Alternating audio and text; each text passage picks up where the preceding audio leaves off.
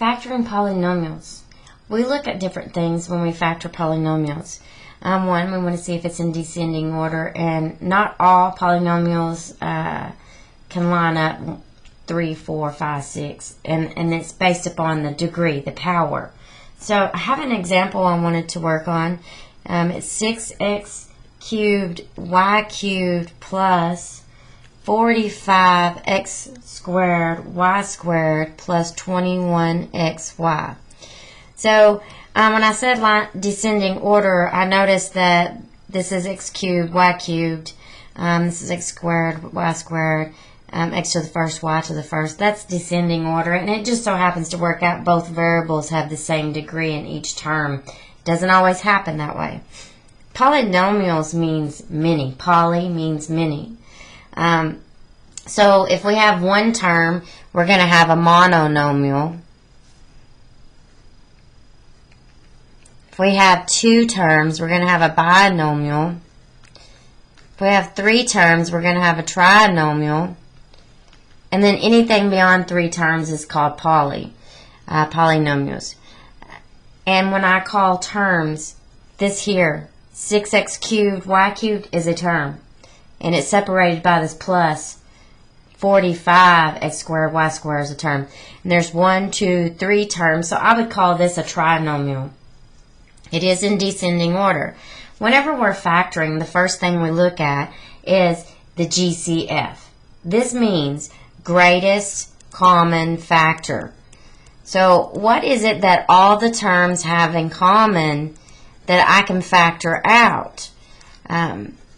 So it's important. Sometimes it's just a 1. Anytime your coefficient, and that's what's the number on the variable. Okay, so I apologize. Let me back up just for a second. Whenever I have a term that has an x, y, z, an alphabet with it, that's called a variable term. Anytime I just have a number, so say for example this is what I had, this would be called the constant term. And then again, this is the variable term. So I wrote off the page. But this was just an example to help you understand the meaning of it. In this case here, all of them are variable terms. And there's 3 of them here. So again, it's called trinomial. If I had more, then I would call it a poly.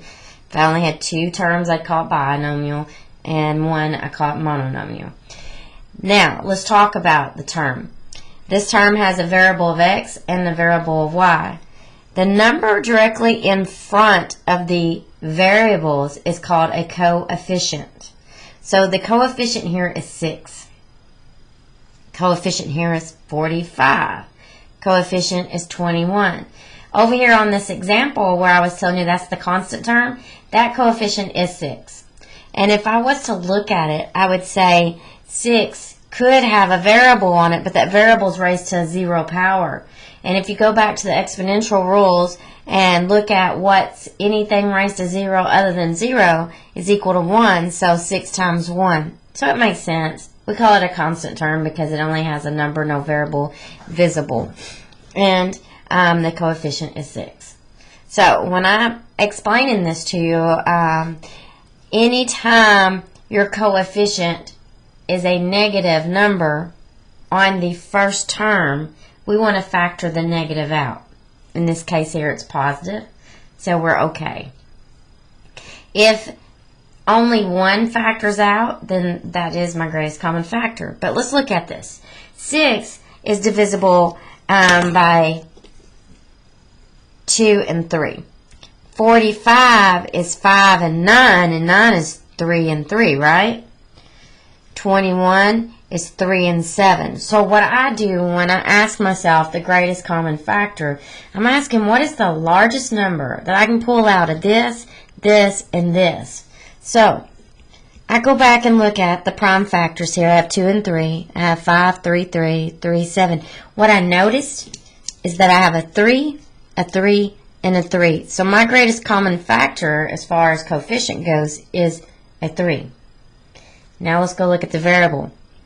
I have x cubed, x squared, x to the first.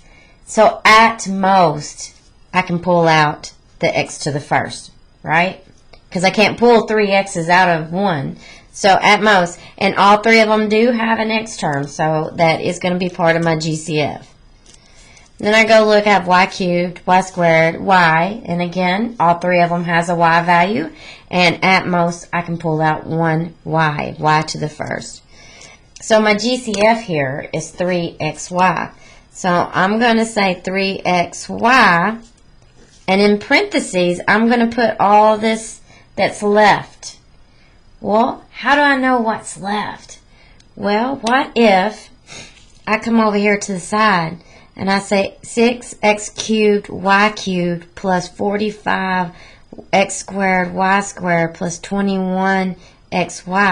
What if I said I divided all those terms by that 3xy? 3xy and 3xy. I can say 3 goes into 6 2 times. The quotient rule of exponents says if I divide by like bases, I subtract the powers, top minus bottom. So I have 3 minus 1 leaves me with x squared. Okay, so I have y cubed divided by y to the first. 3 minus 1 is y squared. And I have positive 3 divided into positive 45 leaves me a positive, right? 3 goes into 45 how many times? Well, if I come back to my prime factors, if I take a 3 out of it, I got 5 times 3 leaves me with 15. I have x squared, and I'm dividing by x, so that means 2 power of 2 minus power of 1 leaves me with x. I got x squared divided by y, so that means a power of 2 minus 1. I have a positive 3 divided into 21. And if I go back to my prime factors, I notice when I take out the 3, I'm left with 7. X goes into x 1 time. 1 times 7 is just 7, right? Y goes into y 1 time. 1 times 7 is just 7. And that is my factored form.